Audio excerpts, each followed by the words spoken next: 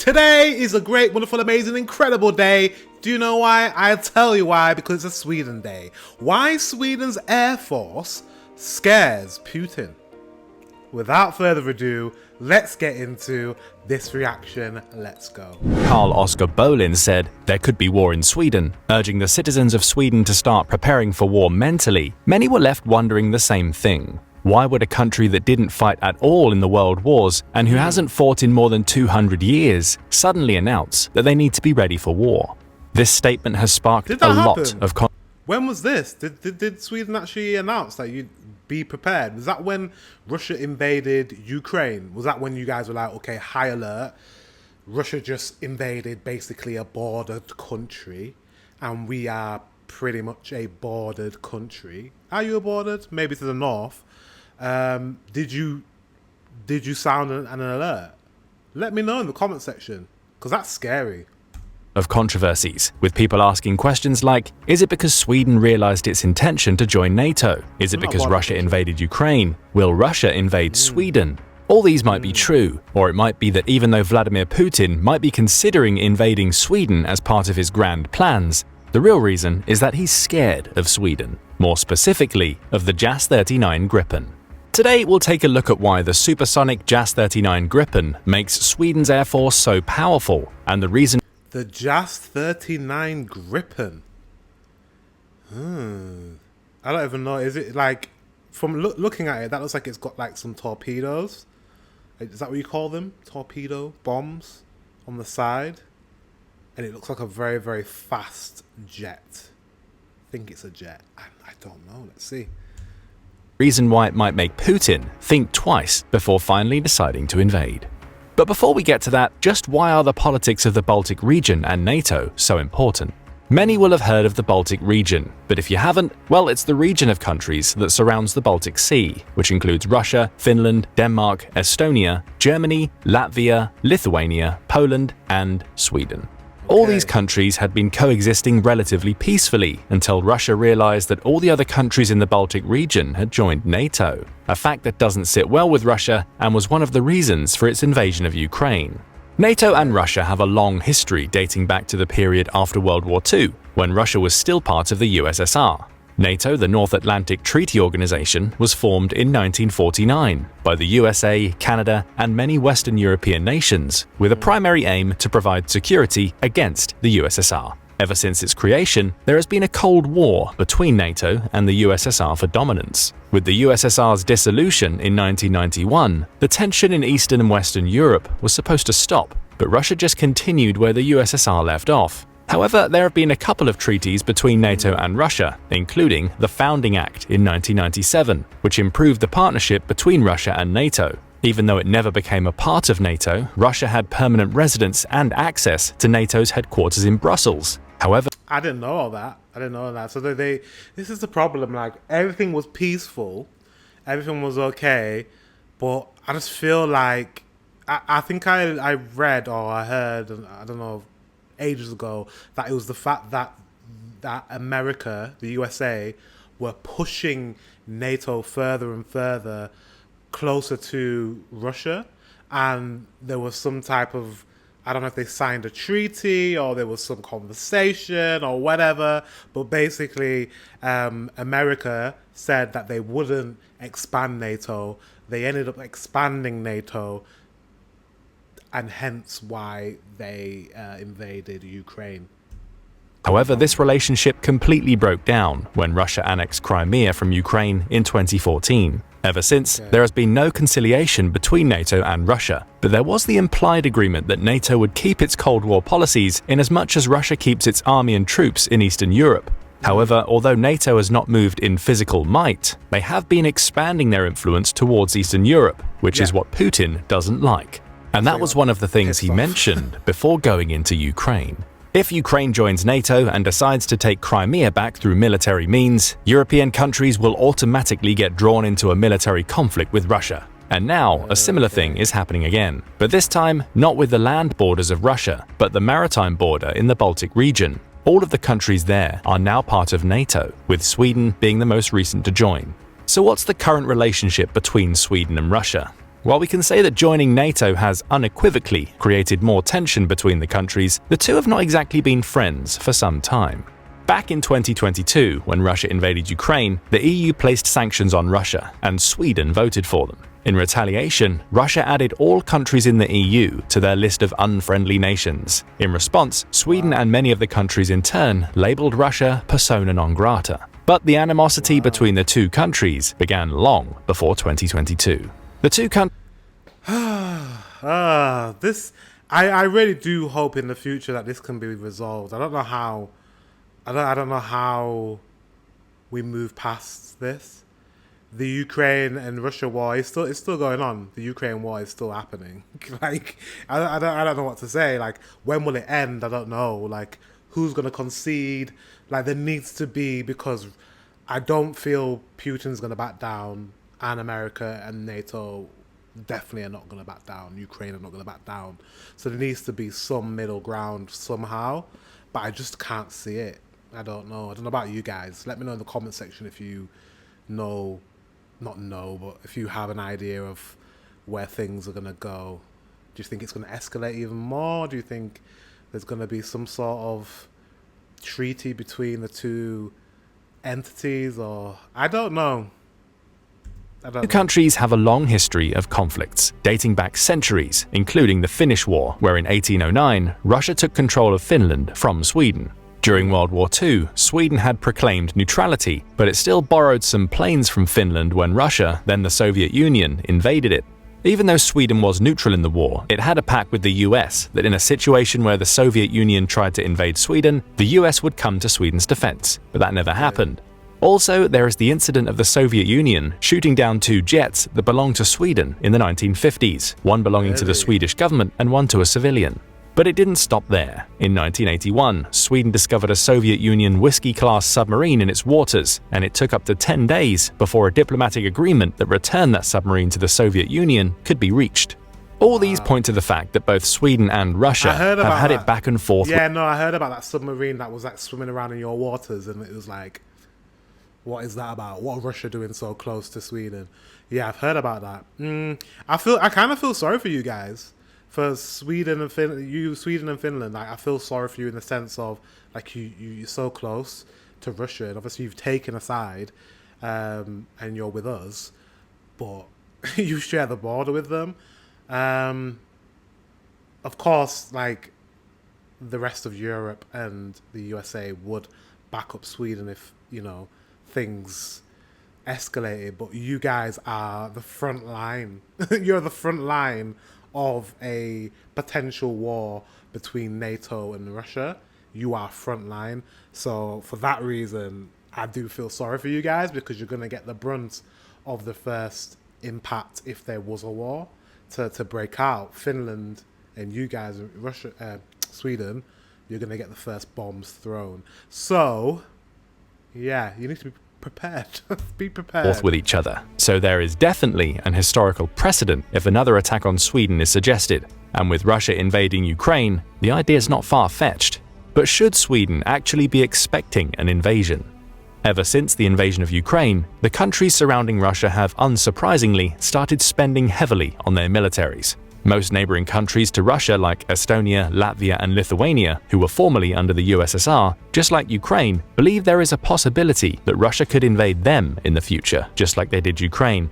These countries are relatively small, but even Poland, a relatively large country neighboring Russia and Ukraine, is also unnerved by Russia's erratic actions and is strengthening their military might. Also, these countries are members of NATO, which means in Putin's head, they are threats to the security of Russia. These countries will take their military strength seriously if Russia decides to come at them. There's even a prediction from Estonian Prime Minister Kaja Kallas, who said that NATO should be prepared to face Russia in 3 to 5 years. Even though Sweden doesn't have a land border with Russia, the maritime border they share, and Russia's What do you mean? Sorry, I cannot keep pausing it, but I just think the Estonian Prime Minister said they need to be prepared to face Russia in 3 to 5 years. What does NATO facing Russia, what does that actually mean? Because you cannot have a physical war between the two entities, because we have nuclear weapons. A nuclear war would wipe out the entire planet. So it would have to be war in the sense of sanctions, cyber war. It would have to be in that sense, because I just don't know how you can have a war without wiping out the entire human race. Not now, not in this. Now we have AI and all this. Not now. War means destruction of the entire planet. That's what it means in 2024. His behaviour in the past have prompted Sweden to strengthen their military might as well. This was evident in the information the Swedish government passed out in 2022 about increasing military spending to 2% of the country's GDP. As explained by the Swedish defence minister, the reason for this is that the country is facing the most serious security policy situation since the end of World War II. As of 2024, the defence bill was drafted in which 2% of the country's GDP would go to military spending, a whopping 27 billion krona, equivalent to $2.3 billion US. This money is supposed to go toward their NATO membership payment and developing the military, especially their air force, which is one of the reasons why Putin will need to be. There's a membership payment? It makes sense. NATO membership, you have to pay to be part of a club that will protect you. That makes sense. Okay. Be careful before thinking about invading. Which brings us to the real reason why Putin should be scared of Sweden, or more specifically, its air force. Since Sweden hasn't been involved in a war in a very long time, many people don't know about the country's true military might, especially what they can do in the air. The Swedish Air Force, or SWAF, was created in 1926, and even though this arm of the military did not have the chance to perform during the Second World War due to the country's neutrality, they are extremely effective, both on paper and in reality. The real beginning of the strength of the Swedish Air Force stems back to when the country decided to heavily invest into nuclear weapons research. It may not seem like this would lead to a powerful air force, but stay with us. Faced with the hostile presence the Soviet Union posed after World War II, and to protect themselves from likely future assault, Sweden, under the guise of civilian defense, started researching their own nuclear weapons. The project was fairly successful and progressed to the stage where underground testing was possible, but the Riksdag, Sweden's supreme decision-making body, decided that the exploration of nuclear energy shouldn't be used to build weapons, but instead to create a defense against nuclear attacks. And this is what would lead to a more powerful air force, as much of the money that had been pouring into developing nuclear weapons was now diverted to the air force. The beginning of investment that surged Sweden forward and placed them among the countries with the best air forces in the world. Around that time in the 1950s, the Air Force then decided to use the large funding to start the creation of their domestic aircraft. As a result of all the money well spent, during the Cold War, Sweden became the world's fourth most powerful air force with about 1,000 modern planes, which introduced the Saab A-32 Lansen, Saab J-29 Tunnan, and the Saab J-35 Draken. And that was just the beginning. Now, thanks to that lineage, Sweden has created arguably one of the best fighter jets in the world, the single-engine supersonic multi-role fighter jet JAS-39 Gripen. When the prototype was demonstrated in 2009, the fighter jet reached the supersonic speed of Mach 1.2, or around 913 miles. I knew it looked really fast. Jeez, look at that. 913 miles per hour. Wow. Per hour. And it did this without the use of an afterburner, making it better for higher range and giving it fuel-saving advantages. The Gripen has several variants, including the Gripen JAS-39C and D, as well as the JAS-E and F. The only difference between the C and D is that the C is a single-seater while the D has room for two, same for the E and F. And even though the C, D and EF are fairly similar, the EF is the newer, updated version. Both have features that would make anyone think twice before getting into an aerial battle with Sweden, even Putin. The Gripen JAS-39CD is powered by a Volvo RM12 engine with an afterburner capable. Of course, it's powered by a Volvo engine. It's Sweden, of course. Of reaching speeds of Mach 2 and can operate at heights over 49,000 feet or 15,000 meters without issue. Although it's equipped with sophisticated avionics, it's the Gripen's arsenal that truly gives it an edge over its rivals, thanks to a 27mm cannon and 8 hardpoints for missiles and bombs, which means it can both win duels in the air and destroy targets on the ground. The Gripen JAS-39EF, which is the newer version, is an even more dangerous multi-role combat aircraft that's capable of air fighting and ground-based air attack missions, thanks to its increased payload, longer range, and more advanced electronic warfare capabilities. It also has a more powerful engine, the General Electric F414 GE39, which also has a top speed of Mach 2, but a higher operational ceiling of 52,000 feet, or 16.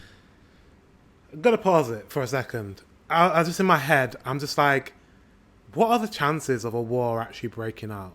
Well, I mean, we spend all this money on military just in case. A lot of just in cases. But I'm just like, it's a scary prospect, because you know that how we live in the West and how we live in countries that are quite, I don't know, safe, right? You know, European countries, like all the European countries and all the Western countries. It's been a long time. It's been a very long time since there's been war that has, like, apart from Ukraine, the Ukraine and Russia war, that's like the closest, Western war. But apart from that, like the actual Western countries, like Western Europe and America, it's been a long time since then, and that's quite worrying, actually. It scares me, because there hasn't really been anything on the ground. There hasn't been anything on the ground in the UK in my lifetime. And I do think, like, oh my God, I mean, it's gonna happen, right? It's got the probability of it happening. It's gonna happen in my lifetime, and that prospect is very, very scary. I don't know if you guys have ever thought about that. Like, well, you probably have, because you're so close to Russia. But yeah, the prospect is very, very scary. I'm more scared. I tell you this. I'm more scared of either or Russia trying to invade a NATO country, or a NATO country trying to invade Russia, because either or will trigger World War III. It just will. It will just trigger a huge world war. Not good. Not good. 16,000 meters. Having such a powerhouse in the sky makes one thing very certain: no one would want to mess with them. Putin is even one of the few world leaders who should want to engage in an aerial battle with Sweden. Even though Russia is one of the top 3 air forces in the world on paper, they are facing a lot of trouble converting those stats into real-life results.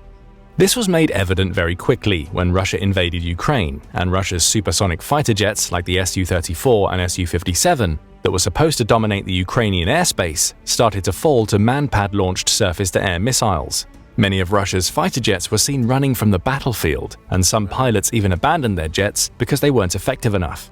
If even manpads can stop Putin's air attacks, think about what supersonic, hyper, and recently updated Gripens would do. The Su-34 and Su-57 wouldn't stand a chance. But as we've seen, losses don't always dissuade Putin, so what would really happen if Russia decides to invade Sweden? Will Sweden be able to protect itself, or will it end up on the receiving end like Ukraine? There are many who think that because Sweden is relatively small, that it will be an easy target. But as we've seen, Sweden has an ace up their sleeve in their air defense, and it isn't Russia wouldn't invade. They would go for Finland first. All due to their powerful fighter jets. Sweden has prioritized military advancement after the end of the Second World War, and they've been able to hone their craft well enough that any country that wants to attack or invade them would have a really tough time doing so. And because Sweden isn't necessarily interested in expanding its territories into other countries, its military weapon system development has focused more on defense than attack. Because of the small territory, they've created and honed strategically the best weapons for their defense position. Sweden not only has the Gripen JAS as a monument for military advancement, but they also have one of the best anti-tank missiles, the NLAW, the best anti-ship missiles, the RBS-15 family, and one of the world's best submarines. This means Sweden has a solid air, water, and ground game when defending its region from hostility.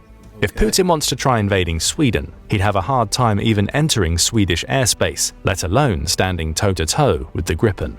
It's imperative that any country that considers invading Sweden not underestimate the military capabilities of its air force, and specifically its advanced fighter jets.